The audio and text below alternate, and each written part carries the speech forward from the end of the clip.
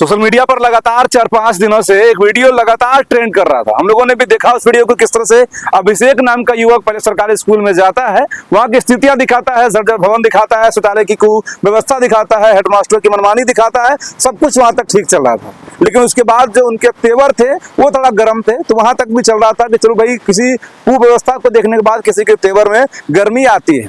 लेकिन वो तेवर लगातार धीरे धीरे करके बढ़ता चला गया। फिर धीरे धीरे लोगों को ऐसा लगा कि ये तेवर सिर्फ न्यूज दिखाने के लिए कर रही है, बल्कि अपना खुद का पीआर जो है वो मजबूत करने का है। अब उस पीआर मजबूत करने का कैसे लोगों ने भाव लिया कि जब वो यह शिकायत लेकर वीडियो के पास गए, वहां भी तू मैं हो गई, वहां भी इनके द्वारा जो है अधिक बोला गया और उनको सुनने का प्रयास कम किया गया। लेकिन ये भी बात सही है कि जो सरकार के अधिकारी होते हैं वो सुनते बड़ा कम है और बोलते बहुत मीठा है। सरकार के किसी भी अधिकारी से आप बात कर लीजिए, आपको ऐसा लगेगा इससे बढ़िया व्यक्ति पूरे इस धरती पर कोई है ही नहीं। और जैसे ही आप निकल जाएंगे दफ्तर से, फिर आपका काम होगा नहीं, फिर आप अगली बार आएंगे, फिर उतना ही मिठास से लोग बात बोलेंगे। जब तक कि आप पैसे का बंडल आगे ना बढ़ा दें, तब तक ये लोग आपको मीठा ही बोलते रहेंगे, जैसे आपको शुगर का बीमारी जो है वो ऑलरेडी हो जाए इनके बोलने से। लेकिन यहाँ पर ऐसा हुआ, उनके बाद यानी कि पहले स्कूल, फिर स्कूल के बाद वीडियो, फिर वीडियो के बाद एसडीएम, और एसडीएम प्रशिक्षु आईएएस थी और उसके पास भी ये पहुंचते हैं और वहां पर भी जो अपना इनके साथ यूट्यूबर पत्रकार थे उनको भी ले जाते हैं। तो उन लोगों को ऐसा लग जाता है कि ये सारा जो खेल है वो टीआरपी का है, रील्स बनाने का है, ऐसा लोग कमेंट में भी कह रहे हैं। लेकिन उन्होंने ये भी कह रहे हैं, हम लोग लगातार आपको इस वीडियो में हम लोग शुरुआत नहीं कहे, उनका प्रयास बिल्कुल भी सही था, बिल्कुल सही तरीके से उन्होंने अपने आवाज को बुलंद करने का काम जरूर किया। लेकिन उसके बाद सिस्टम ने उनको अब जेल के सलाखों के पीछे डाल दिया गया। सिर्फ उनको ही नहीं बल्कि उनके साथ जितने भी मीडिया कर्मी के लोग, पहले यूट्यूबर पत्रकार ही सही, लेकिन 7 और लोगों को जेल के अंदर इसलिए डाल दिया गया कि सरकारी काम में बाधा, जो कि इन लोगों का सबसे बड़ा प्रमुख हथियार होता है। उसके बाद डराना धमकाना, भया दोहन करना, इस तरह के मामले जो है उन पर लाद दिए गए। लेकिन वो स्कूल का क्या, जो जर्जर भवन का क्या, वो जर्जर जो भवन जिससे कि पानी टपक रहा था, कभी भी छत गिर सकते थे, जिस ट्यूबवेल की ये बात कर रहा था, जिस ट्यूबवेल के अंदर छिपकली मरी हुई थी, बच्चा उस ट्यूबवेल से पानी नहीं पी सकता था, और जो वहाँ के टीचर थे, शिक्षक शिक्षिका, वो बाहर से पानी मंगवाकर पानी पीते थे।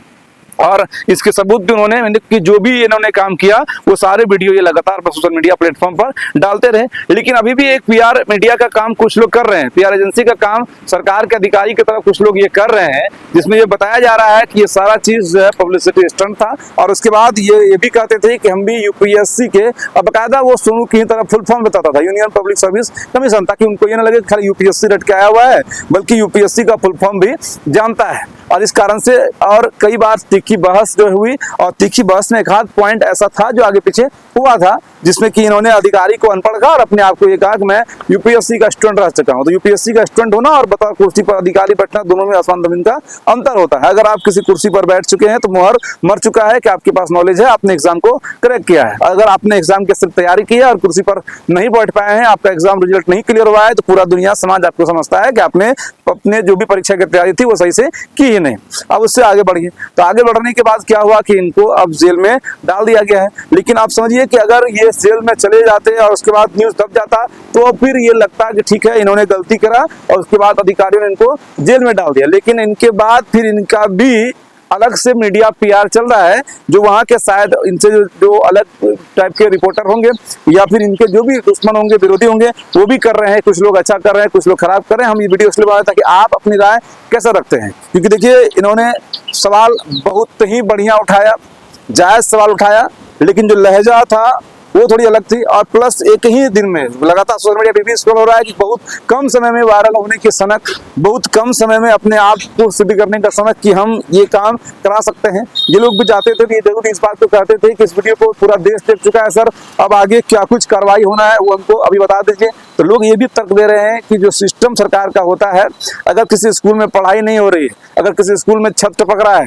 अगर किसी स्कूल में शौचालय सही नहीं है, तो आप पहले ब्लॉक स्तर के कर्मचारियों को, अधिकारियों को रिपोर्ट करिए, वहां सुधार नहीं होता फिर जिला जाइए, जिला से जाता है तो सचिवालय जाइए, पटना जाइए। मतलब कि आप समझ सकते हैं कि आपको ये लोग क्रांतिकारी बनाना चाह रहे हैं, यानी कि आपको वो क्रांतिकारी बनाना चाहते हैं। अब क्रांतिकारी का वेशभूषा जो है वो आसानी से देख के आप समझ सकते हैं, जिसके पास चप्पल हो, जिसका शर्ट गंदा हो, जिसकी दाढ़ी बड़ी बड़ी हो, जिसका बाल ठकरने का कोई ठिकाना ना हो, मुंह से हल्के स्मेल आता हो उसको लोग क्रांतिकारी कहते हैं। और उसके बाद फिर आप जो है पता चलेगा अपना घर परिवार देश दुनिया सब कुछ छोड़ के उस सरकारी व्यवस्था जिससे आपका रिश्ता नाता सिर्फ इतना ही है क्योंकि वो आपके गांव का है और उसमें आपके गांव समाज के बच्चे पढ़ेंगे और उसके लिए अपने जेब से आप खर्च करके यहाँ से पहले पटना तक दौड़िए, जिस काम को करने में कम से कम 1-2-3 साल लग जाएंगे। जिसके बाद वो हेडमास्टर जिससे आपको तकलीफ था वो भी रिटायर कर जाएगा, जो स्कूल थे वो भी आपको जो है जो बच्चे थे वो भी निकल जाएंगे। तो सरकार एक जांच कमेटी बैठाती है, जो अधिकारी होते हैं वो हमेशा यही बात कहते हैं कि हम जांच करेंगे, जांच के बाद जो रिपोर्ट आएगा उस पर फिर हम कार्रवाई करेंगे। जिस बच्चे पर कार्रवाई करना है वो खुद उस स्कूल से निकल जाते हैं,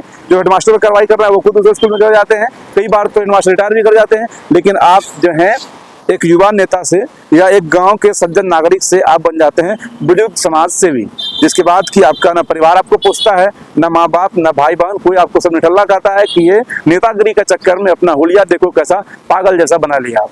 बाकी इस सिस्टम में आपको बताना है ये सिस्टम पागल है कि अभिषेक को जेल में डाल दिया है या फिर अभिषेक का बिहेवियर थोड़ा रूडली था। उनको अगर यही बात सिस्टमेटिक रूप से सिर्फ दिमाग से उस वीडियो को बना देना चाहिए था। सुधार हुआ वो भी ठीक है, नहीं सुधार हुआ आगे बनाएंगे, लेकिन दिल और दिमाग दोनों को मैच करते हुए अपने फेस को भी अभी अधिक से अधिक प्रमोट करते हुए अपने पीआर टीम को भी अधिक मजबूत करते हुए लगातार इस मुद्दे को ट्रेंडिंग में लाना ताकि विकास हो ही जाए, किसी भी कीमत पे हो जाए। क्योंकि देखिए सरकार का सिस्टम में इतना जड़ तक भ्रष्टाचार है जिसको एकाएक उठाकर सही कर देना, एकाएक बिहार को अमेरिका बना देना वो भी संभव नहीं है। ये बात सब लोग जान चुके हैं और खासतौर पर बिहार के लोग इस बात को मान चुके हैं। जानना अलग होता है, मानना अलग होता है। ये लोग इसको नियति मान चुके हैं। लेकिन अगर आप इसको ध्यान से समझेंगे तो इसमें पूरा सिस्टम करप्ट है, सबको आना चाहिए साथ। अगर सब लोग साथ आएंगे तो शायद अभिषेक जैसे लड़कों को रूडली बिहेव अधिकारी से करना ही नहीं पड़ेगा। अगर अधिकारी सजग होकर एकाएक अपना काम को कर दे, तुरंत अपना काम को कर दे, तो शायद आपको इस तरह की वीडियो बनाने की जरूरत पड़ेगी ही नहीं। लेकिन अधिकारी भी विवश होते हैं क्योंकि यह सिस्टम है जो धीरे धीरे चलता है, कछुए की चाल में चलता है, खरगोश की चाल में चलने वाला नहीं है। और खरगोश और कछुआ का कहानी में पढ़ेंगे तो आपको गाँव के ही लोग आपको सुनाने लगेंगे कि ऐसा ही कछुआ और खरगोश हुआ करता था। किसी कहानी में खरगोश हार गया था और कछुआ जीत गया था। यानी कि आपको भी ये समाज कछुआ ही बना देगा, खरगोश बनने की इजाजत ये समाज कभी किसी युवक को नहीं देता है। अब चलिए उसके आगे फिर इस तरह से क्या करना चाहिए भाई, तो आप क्या कहिएगा। जो डीईओ है वो शिक्षा के लिए सिर्फ अधिकृत है, जो बिल्डिंग है उसके लिए दूसरा अधिकृत है। आदमी फिर से बता रहे हैं आपको, जो स्कूल में टीचर पढ़ा रहे हैं उसके लिए ब्लॉक में बीओ, जिला में डीईओ है। जो स्कूल में बिल्डिंग बन रहा है उसके अलग से भवन के अधिकारी हैं। अब उस स्कूल में शौचालय है तो उसके अलग से पीएचडी विभाग है। अब उस स्कूल के ग्राउंड के लिए भी अलग से अधिकारी है। अब उस स्कूल के टीचरों को अगर वहां से सेवानिवृत्त कराना है या फिर एक्सपेल कराना है या फिर स्थानांतरण कराना है, ट्रांसफर कराना है, उसके लिए भी अलग अधिकारी है। यानी कि उस स्कूल में एक चापाकल से लेकर एल्वेस्टर की छत या फिर आरसीसी की छत या जो भी है उन सब में अलग अलग अधिकारी हैं। लेकिन एक बार इस सिस्टम को सुलझाने के लिए आप जाते हैं तो आप खुद ब खुद उलझ जाते हैं। लेकिन उस हेडमास्टर से भी हम लोग पूछना चाहते हैं, जो हेडमास्टर उस कुर्सी को तोड़ के 70-80 हजार 1 लाख ऐसे हेडमास्टर की सैलरी हो गई है, उतना पैसा उठा रहा है, लेकिन एक बार ये नहीं देख रहा है कि शायद कभी ये छत तुम्हारे माथे पे भी अगर गिर गया तो फिर तुम्हारी हेडमास्टरी यहीं पर खत्म हो जाएगी। बच्चे के सर पर गिरेगा, जांच बिठाने के बाद बोलकर आप उस मामला को रफा दफा करवा लेंगे, लेकिन आपके सर पर अगर गिर गया तो आपकी उम्र भी नहीं है दोबारा उठने की, शायद आप दुनिया से ही उठ जाएंगे। लेकिन आप इसकी शिकायत आगे नहीं करते हैं या फिर डरते हैं कि हमारा अधिकारी क्या कहे, क्योंकि ये जितने मास्टर लोग होते हैं ये बच्चे को डराते हैं लेकिन खुद अधिकारी से डरते हैं। ये भी सच्चाई है।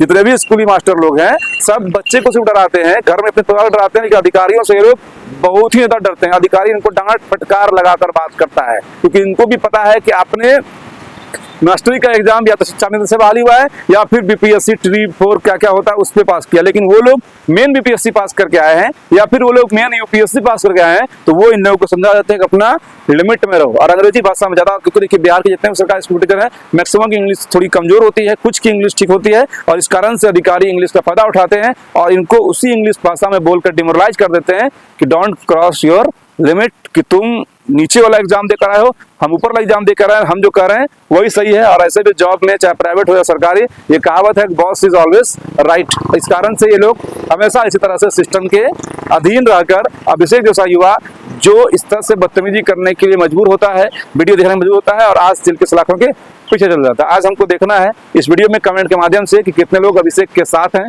कितने लोग अभिषेक के खिलाफ हैं तो क्यों हैं, साथ हैं तो क्यों है। वीडियो को शेयर भी करिएगा, कमेंट में मेरा जरूर लिखिएगा। जय हिंद।